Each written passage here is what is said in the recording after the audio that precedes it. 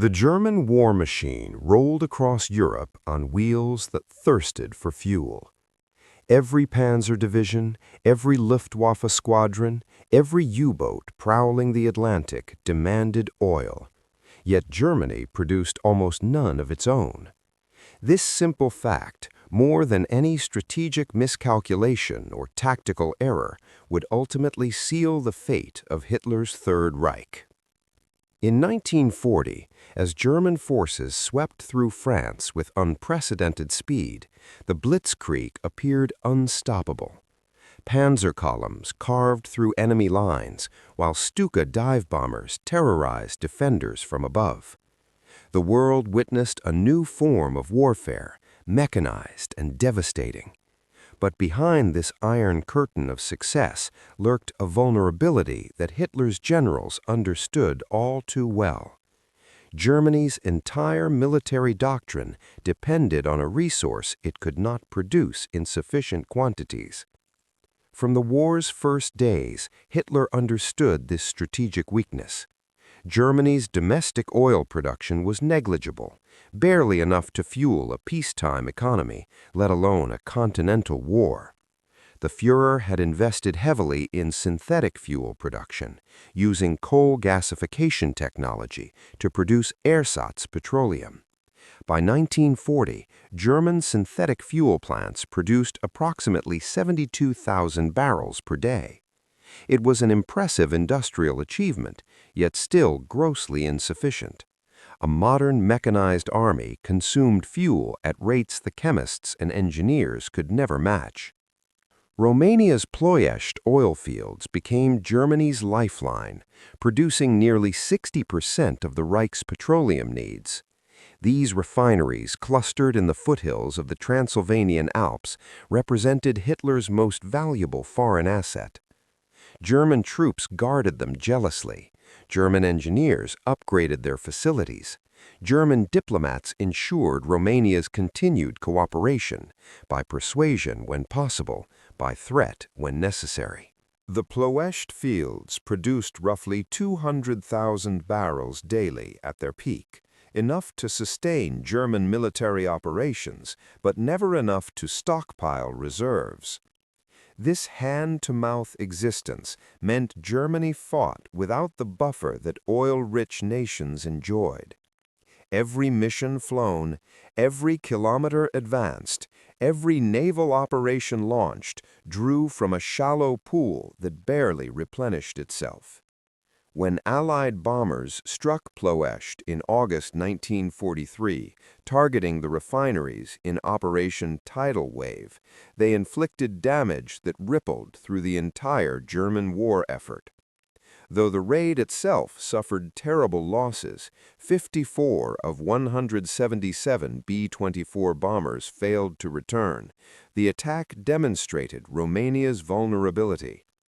Subsequent raids through 1944 systematically destroyed German oil production capacity. By late 1944, Ploiești's output had dropped to a trickle. The Nazi war machine began to suffocate, starved of the fuel that powered its tanks, aircraft, and trucks.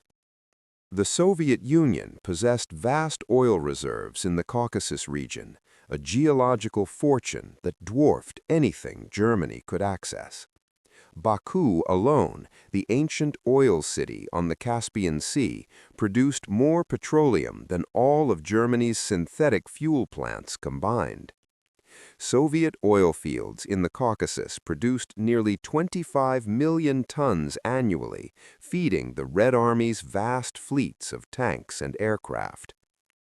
Operation Barbarossa, Germany's invasion of the Soviet Union in June 1941, aimed for multiple objectives: the destruction of the Red Army, the capture of Leningrad and Moscow, and the seizure of Soviet industrial capacity. But underpinning all these goals was a more fundamental imperative: oil. The southern thrust of the German invasion pointed like an arrow towards the Caucasus oil fields. Hitler's strategic thinking evolved as the campaign progressed. By 1942, With Moscow still uncaptured and the Red Army bloodied but unbroken, the Führer fixated on the south. Army Group South received reinforcements and priority for the summer offensive. Their objective, Stalingrad on the Volga River, then a pivot south into the Caucasus to seize Baku, Grozny, and Maikop. The desperate push toward Stalingrad was fundamentally a race for oil, though it became remembered for different reasons. Stalingrad controlled the Volga River, the main transportation route for Caucasian oil to central Russia. Capturing the city would sever this artery, while opening the path southward. German planners calculated that seizing Soviet oil would solve two problems simultaneously: fueling their own war machine while denying the Soviets the resources to continue fighting. The calculation failed. The battle for Stalingrad consumed the German Sixth Army in 5 months of brutal urban warfare. The city became a grave rather than a gateway. German forces never reached Baku. They briefly captured Maikop's oil fields in August 1942, only to find the Soviets had destroyed the facilities thoroughly before retreating. The scorched earth policy left Germans holding empty wells and wrecked refineries. By the time German engineers could have restored production, Soviet counterattacks forced a retreat.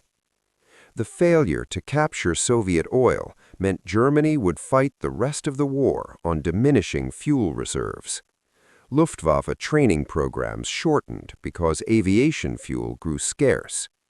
Panzer divisions received priority for fuel allocations, leaving infantry divisions increasingly dependent on horses for transportation. By 1944, the mighty Wehrmacht employed more horses than it had in 1939, a medieval regression forced by petroleum poverty.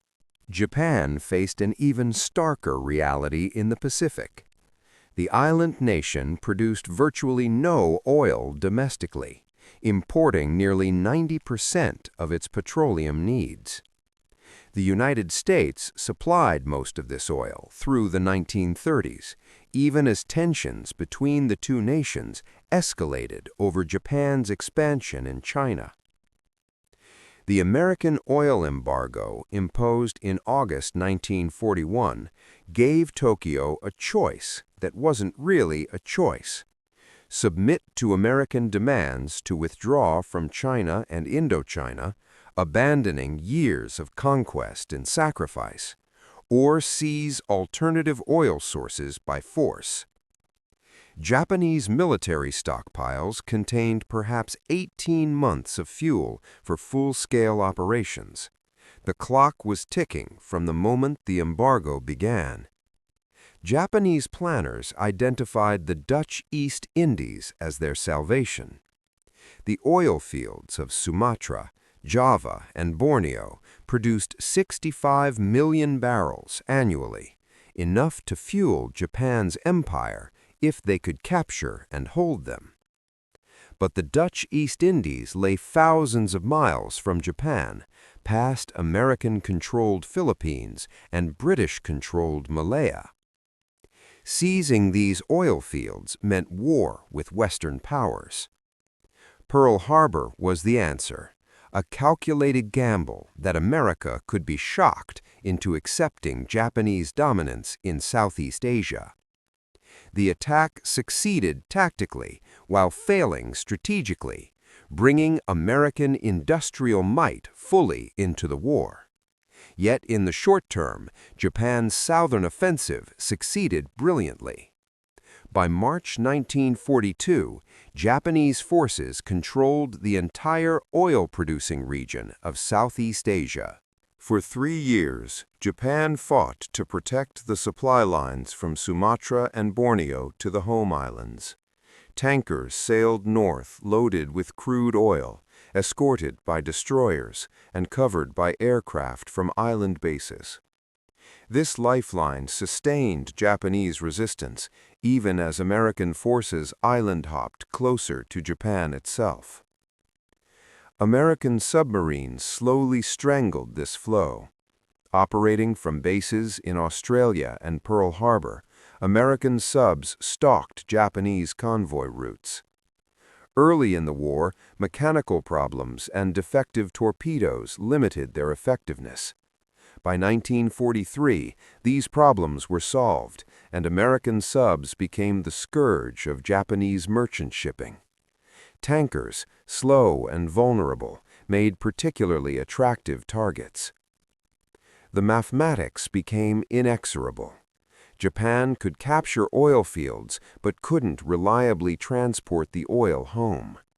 Tanker losses mounted month by month. By 1944, more oil rested on the seafloor in sunken tankers than reached Japanese refineries. Desperate measures, including submarine tankers and nighttime high-speed runs, couldn't compensate for losses. By 1945, Japanese aircraft sat grounded, their tanks immobilized, not from lack of will, but from empty fuel tanks. The once mighty combined fleet remained in port, unable to sortie, because fuel allocations went to kamikaze attacks, the only operations Japanese planners deemed worth the expenditure. Japan's surrender came from many factors, but fuel starvation was among the most decisive. The Allies controlled nearly 90% of global oil production, a disparity so overwhelming it made Axis defeat nearly inevitable once the initial blitzkrieg strategy failed. American wells in Texas, Oklahoma, and California pumped endlessly. The East Texas field alone produced more oil than Japan's conquered territories. British tankers, despite horrific losses to U-boats in the Atlantic, kept fuel flowing to Britain and eventually to invasion forces in France. The Red Army's T-34 tanks never wanted for diesel. Soviet oil production, though disrupted by German advances in 1941-1942, recovered as Caucasian fields remained beyond German reach.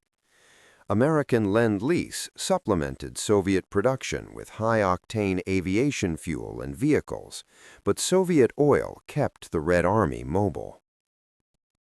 When Patton's Third Army raced across France in August 1944, covering 600 miles in 2 weeks, only fuel shortages slowed them.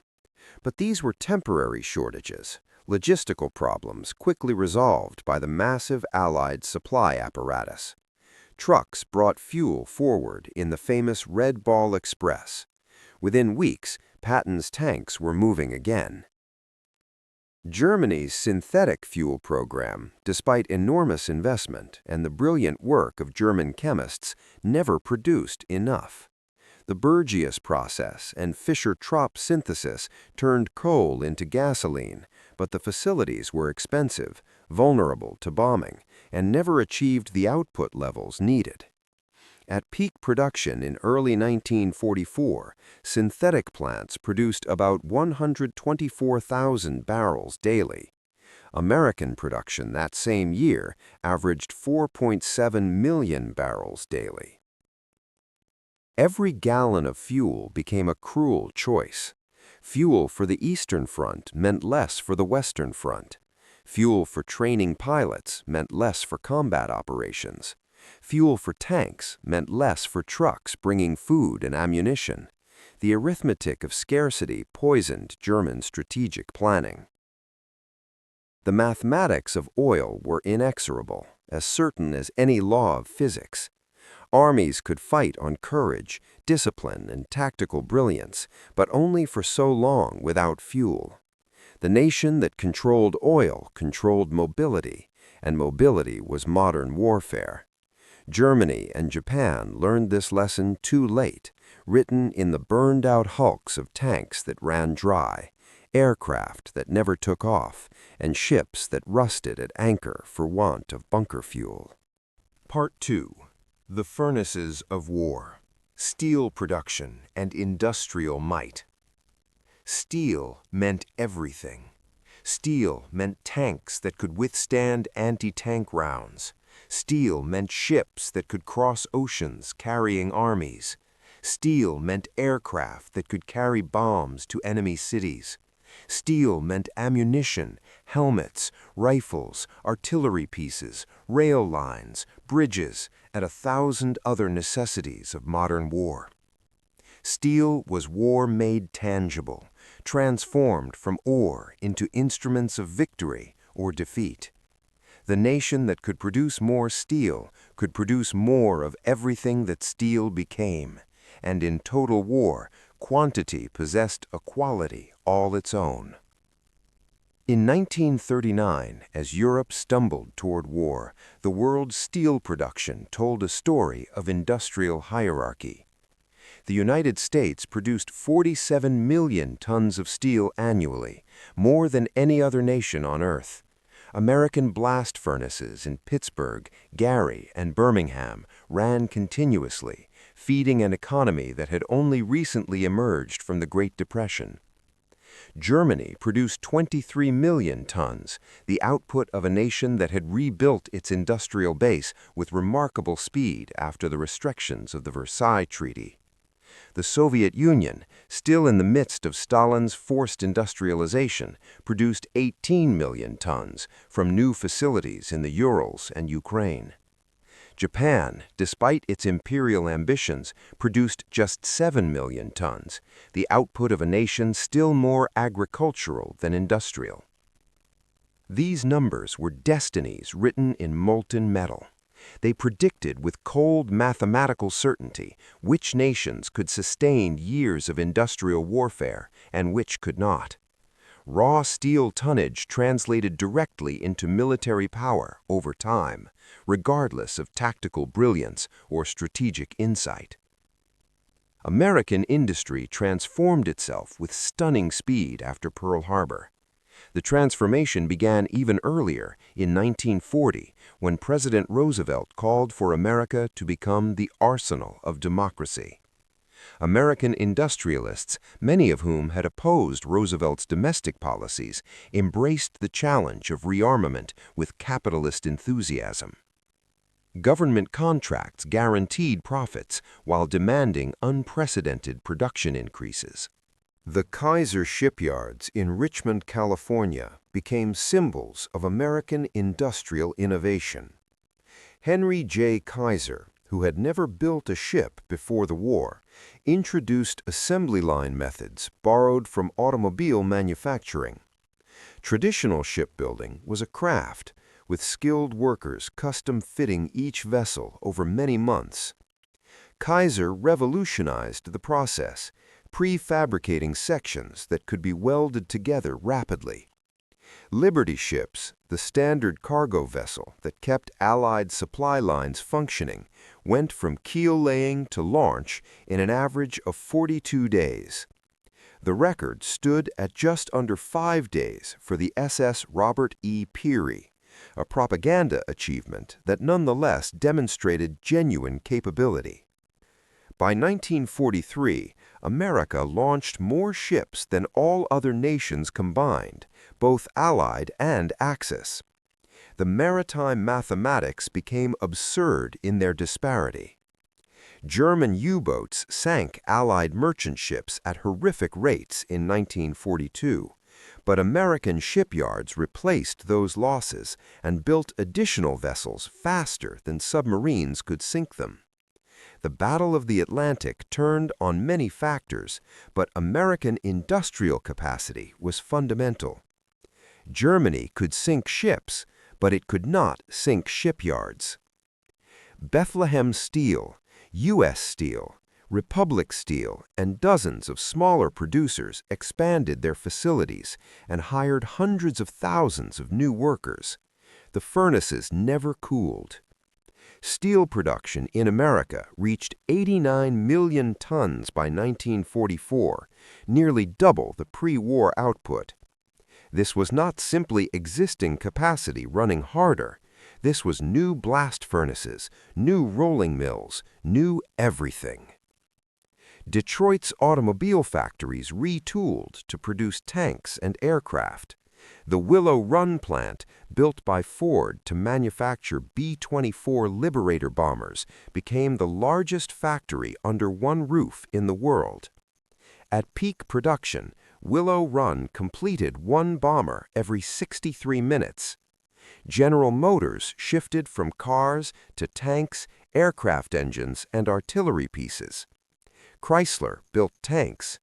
The industrial expertise that had made America the world's leading automobile producer translated directly into military production. The arsenal of democracy was not propaganda. It was mathematics translated into hardware. American factories produced 300,000 aircraft during the war, 86,000 tanks, 2 million trucks, 6,500 naval vessels, and 40 billion rounds of ammunition. Behind all of this hardware stood American steel, produced in quantities no other nation could match. The Soviet Union's achievement was even more remarkable given the catastrophic circumstances. When Germany invaded in June 1941, the Wehrmacht drove deep into Soviet territory, capturing or threatening the industrial heartland. Ukraine's steel mills and coal mines, which had provided much of Soviet production capacity, fell to German forces. The Donets Basin, center of Soviet heavy industry, was lost. By any reasonable calculation, the Soviet Union should have collapsed industrially. Instead, Stalin ordered one of history's greatest logistical achievements, the wholesale evacuation of Soviet industry eastward, beyond the reach of German armies. This was not simply moving equipment. This was relocating entire industrial ecosystems. Trains carried blast furnaces, rolling mills, machine tools, raw materials, and the workers who operated them. The evacuation moved over 1,500 factories and 10 million workers to the Urals, Siberia, and Central Asia between July and November 1941.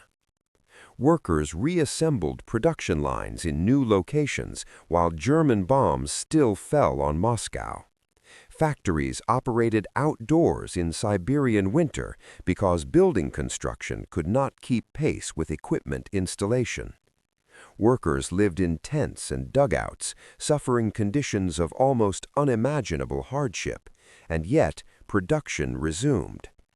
Steel mills that had been dismantled in Ukraine began producing again in the Urals within months. The new industrial centers east of the Urals became fortresses of production beyond Hitler's reach. Magnitogorsk, Chelyabinsk, Sverdlovsk, and Novosibirsk transformed from relatively minor industrial centers into massive production complexes. Tankograd, the nickname for the Chelyabinsk tractor plant, produced thousands of T-34 tanks. The factories worked around the clock, with workers pulling shifts of 12 or even 16 hours. Soviet steel production, which collapsed to 8 million tons in 1942 as factories were relocated, recovered to 12 million tons in 1943 and exceeded 14 million tons in 1944. This recovery, achieved while fighting the largest land war in history, represented an industrial mobilization of extraordinary determination.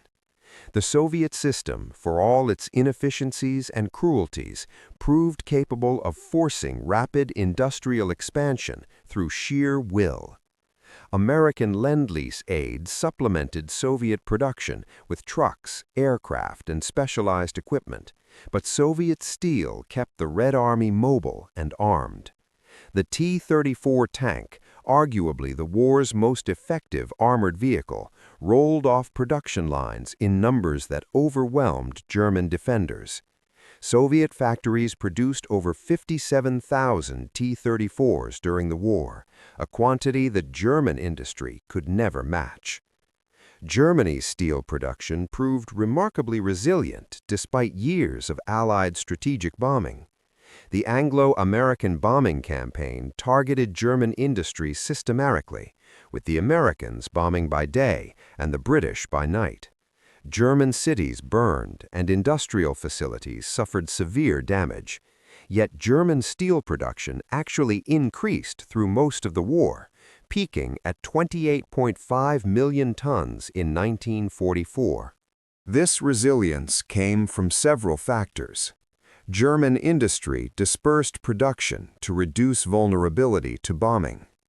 Critical facilities moved underground into caves and tunnels where bombs could not reach them. The Germans proved adept at rapid repair of damaged facilities, often restoring production within days of raids. Albert Speer, Hitler's Minister of Armaments, streamlined production and eliminated inefficiencies, squeezing more output from available resources. German industry also benefited from ruthless exploitation of conquered territories and slave labor. Millions of workers from occupied countries were forced to work in German factories, sometimes literally worked to death. The moral bankruptcy of the Nazi system extended into every aspect of industrial production. Yet resilience was not enough. Germany faced an impossible equation that no amount of efficiency could solve. They produced enough steel to defend, never enough to win. German factories could replace losses, but they could not build the overwhelming superiority needed for victory. Every replacement tank meant fewer aircraft could be built. Every submarine meant fewer trucks for the Eastern Front. Every 88mm anti-aircraft gun meant fewer artillery pieces for the armies. The Nazis fought a war of cruel choices, allocating scarce resources among competing desperate needs. By 1944, Allied bombing finally began to seriously degrade German industrial capacity. The attacks on transportation networks proved more effective than attacks on factories themselves. Disrupting rail lines and destroying marshalling yards prevented raw materials from reaching factories and finished products from reaching the front. German steel production dropped to 20 million tons in 1945, and by then it hardly mattered because the transportation system could not distribute what the factories produced. Japan's steel shortage proved catastrophic from the war's beginning and only worsened as the conflict continued. Japan's 7 million tons of annual production in 1939 represented the ceiling of its industrial capacity, achieved only by importing raw materials. Iron ore came from China and Manchuria, coal from Korea, scrap metal from the United States before the embargo. Japan's steel industry depended on a far-flung supply network vulnerable to interdiction. When war came, Japan's steel production could not keep pace with losses. The Imperial Navy, which had achieved rough parity with the U.S. Pacific Fleet in 1941, could not replace ships lost at Midway, the Philippine Sea, and Leyte Gulf. Each lost carrier or battleship represented years of construction that could not be compressed. American shipyards produced escort carriers in months. Japanese yards needed years to build fleet carriers. Aircraft production suffered from both material shortages and quality problems. Japanese fighters and bombers in 1941 to 1942 were often superior to American counterparts, flown by better-trained pilots. By 1944, American aircraft had surpassed Japanese designs in nearly every respect, while Japanese factories struggled to produce enough airframes and engines.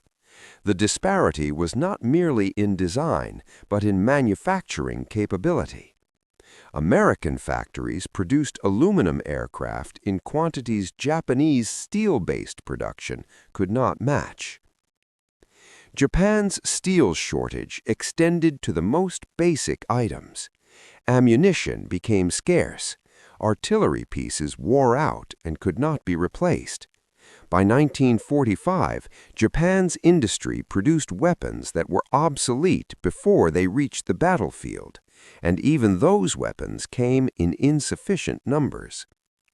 The kamikaze campaign represented not just a tactical innovation, but a strategic admission.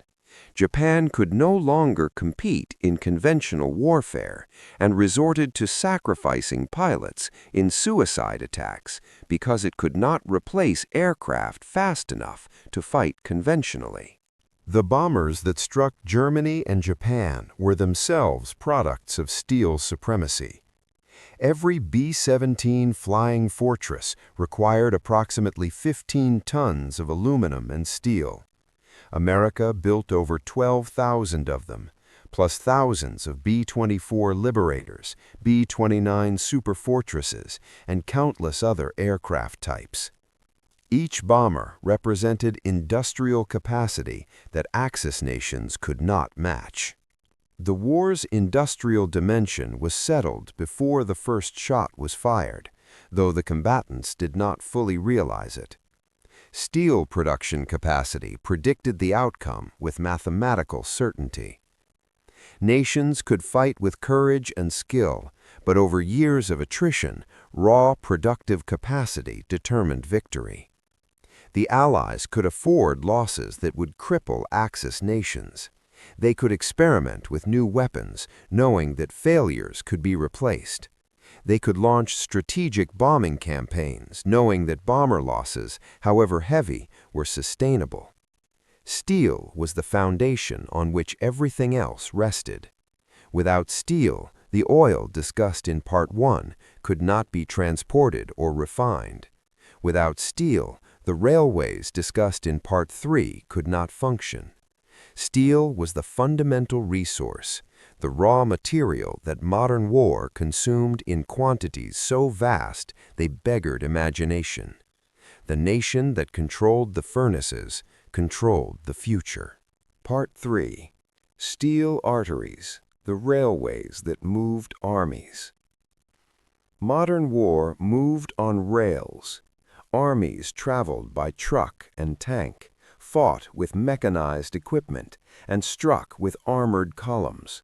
But behind every advance stood railway lines carrying the tonnage that made movement possible. Supplies traveled by rail. A single panzer division consumed 300 tons of supplies daily: ammunition, fuel, food, spare parts, and countless other necessities. Multiply that by dozens of divisions, add hundreds of miles from supply depots to front lines, and only railways possess the capacity to bear such burdens. Trucks could haul supplies forward from railheads, but the bulk movement of war's materials demanded steel wheels on steel rails. The mathematics of logistics were unforgiving. One freight train could carry as much cargo as 600 trucks. A single rail line could move more tonnage in a day than a highway could move in a week. Railways did not just facilitate military operations, they made them possible.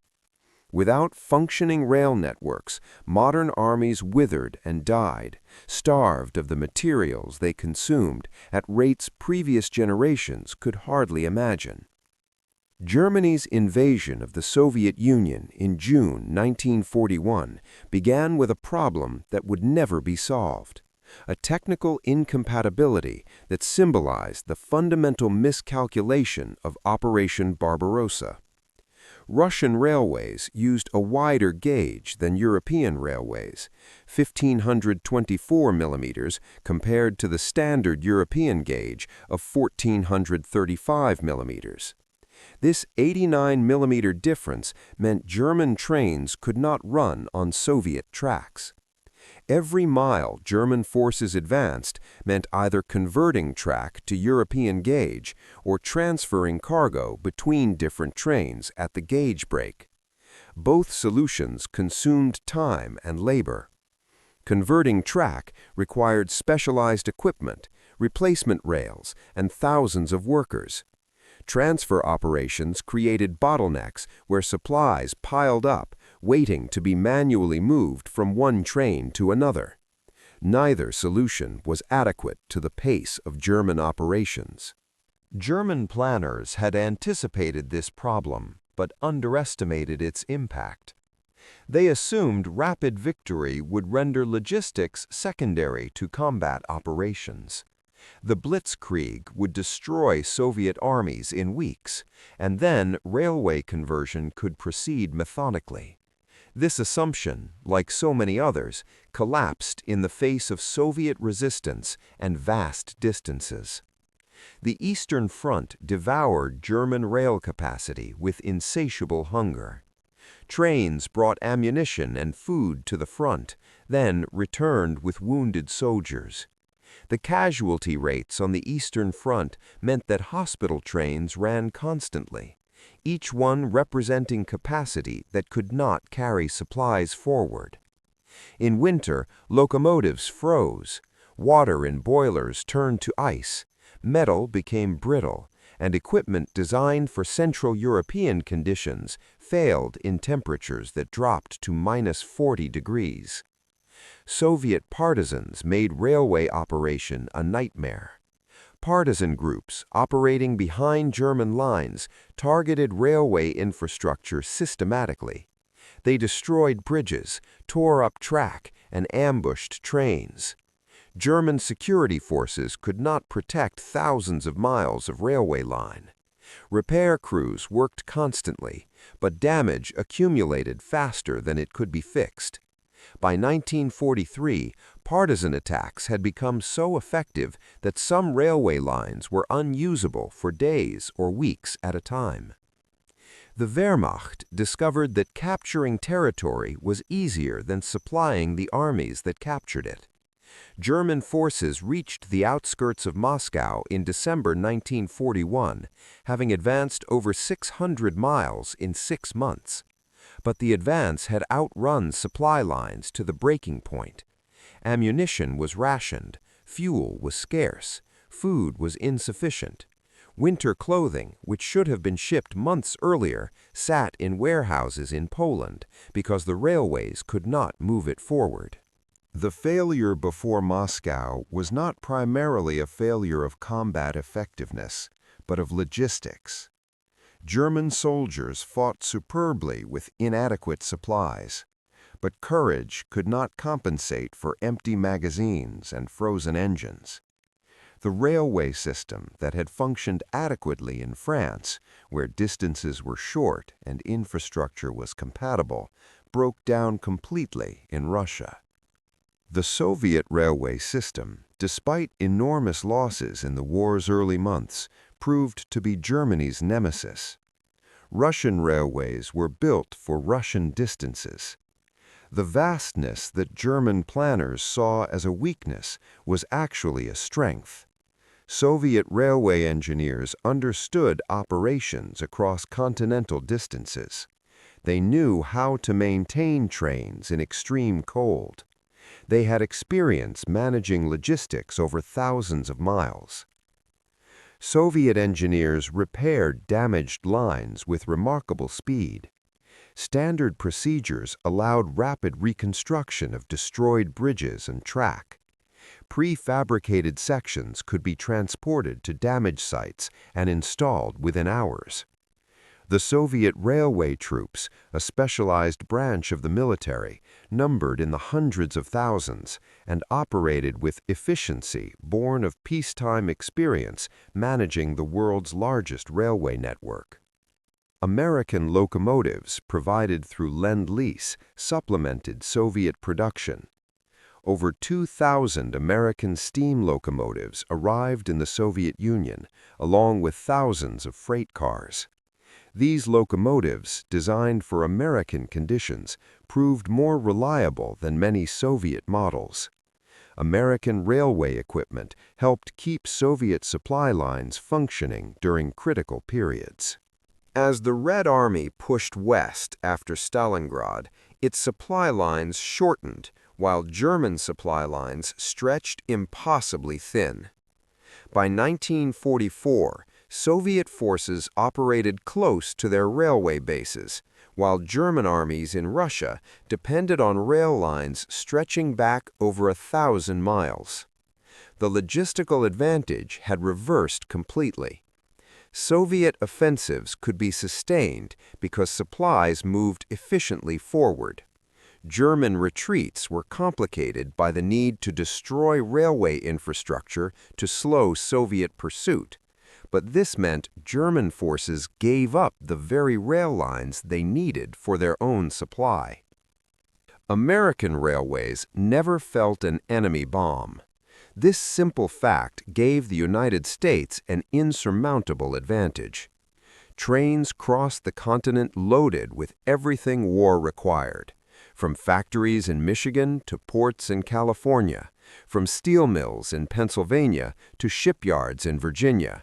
American railways moved goods with efficiency no other nation could match. The American railway system in 1941 was already the most extensive and efficient in the world, comprising over 220,000 miles of track. This network, built over decades of industrial expansion, became a strategic weapon. Raw materials moved from mines to factories. Finished products moved from factories to ports. Troops moved from training bases to embarkation points. The system handled it all without strain, even as traffic increased dramatically. At ports on both coasts, efficient loading procedures transferred cargo to ships. The logistics system that fed American armies in Europe and the Pacific was itself a weapon no enemy could match. Liberty ships carried supplies across the Atlantic and Pacific, but those supplies had to reach the ports first. American railways made that possible, handling volumes of traffic that would have overwhelmed European railway systems. The Allied bombing campaign against German transportation in 1944 proved more decisive than attacks on factories or cities. Operation Point Blank, the combined bomber offensive, shifted focus to transportation targets in the months before D-Day. Bridges were destroyed, marshalling yards were cratered, and locomotives were wrecked by the thousands. The campaign, overseen by Professor Solly Zuckerman, targeted the railway system systematically. The results were catastrophic for Germany. The railway network, already strained to capacity, collapsed under sustained attack.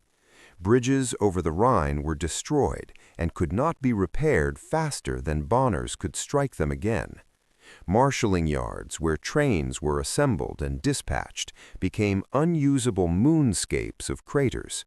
Locomotives, which took months to build, were destroyed in minutes. Germany's internal distribution system seized like an engine without oil. Factories produced weapons that could not reach the front. Coal remained at mines because trains could not move it. Power plants ran short of coal and reduced electricity generation.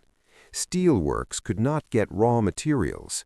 The entire industrial economy, which had proven remarkably resilient to direct attack, collapsed when its transportation system was destroyed. By April 1945, the German railway system was barely functioning. Trains ran irregularly, if at all. Strategic movement of military forces became nearly impossible. German armies fought in isolation, unable to receive reinforcements or supplies. The vaunted German military machine, which had conquered most of Europe through mobility and logistics, died immobile and starved. Japan's railways, concentrated on its home islands, proved equally vulnerable to American bombing. B-29 superfortresses, flying from bases in the Marianas Islands, struck Japanese rail infrastructure, along with factories and cities. The bombing campaign disrupted coal shipments, destroyed rolling stock, and made rail operation increasingly difficult. More critically, Japan's maritime supply lines, the railways of its island empire, fell to American submarines and aircraft. Resources from conquered territories never reached Japanese factories. Iron ore from Manchuria, oil from the Dutch East Indies, rubber from Malaya, rice from Indochina.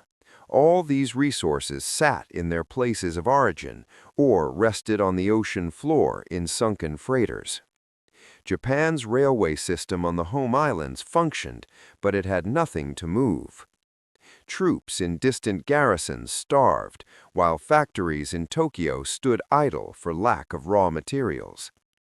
The Japanese Empire's fundamental strategic problem was maintaining supply lines across the world's largest ocean.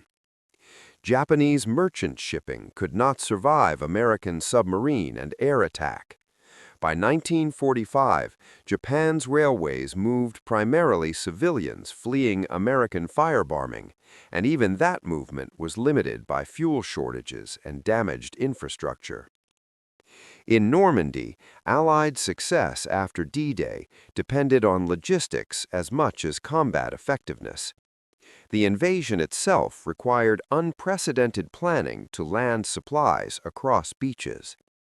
Once ashore, Allied armies needed constant supply to maintain offensive operations. The solution was the Red Ball Express, a dedicated truck supply route that operated around the clock. The Red Ball Express worked only because railways brought supplies to the Channel ports. Ships unloaded cargo at ports, railways moved it to forward depots, and trucks completed the journey to frontline units. Each link in this chain was essential. Without American and British control of the Channel, ships could not cross. Without secure ports, ships could not unload. Without functioning railways, supplies could not move inland. Without trucks, supplies could not reach the fighting troops. When Patton's Third Army advanced rapidly across France in August 1944, covering 600 miles in weeks, it was a triumph of both combat effectiveness and logistics. But when Patton's advance outran his supply lines in September, it was not German resistance that stopped him, but empty fuel tanks and bare ammunition stores. The logistical system, stretched to its limit, could not keep pace with his advance. The problem was not lack of supplies. Enormous quantities sat in Normandy depots, but the impossibility of moving them forward fast enough. Trucks could not haul supplies 400 miles and return for more loads quickly enough. The solution required either capturing ports closer to the front or waiting for railway reconstruction to catch up with the advance. Antwerp was captured, but its port facilities required weeks to clear of German demolitions and mines. Railway reconstruction in liberated France became a major operation.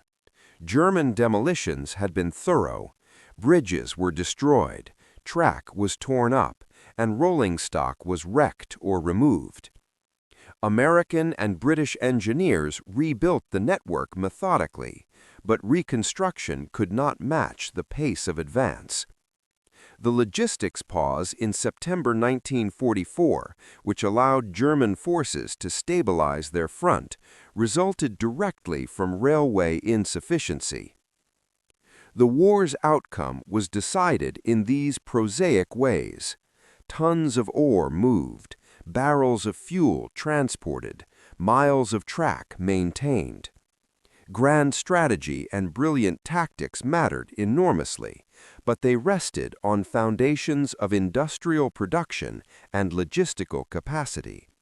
Railways were the circulatory system of modern war. Nations that controlled oil, produced steel, and moved supplies won the Second World War. Those that did not lost.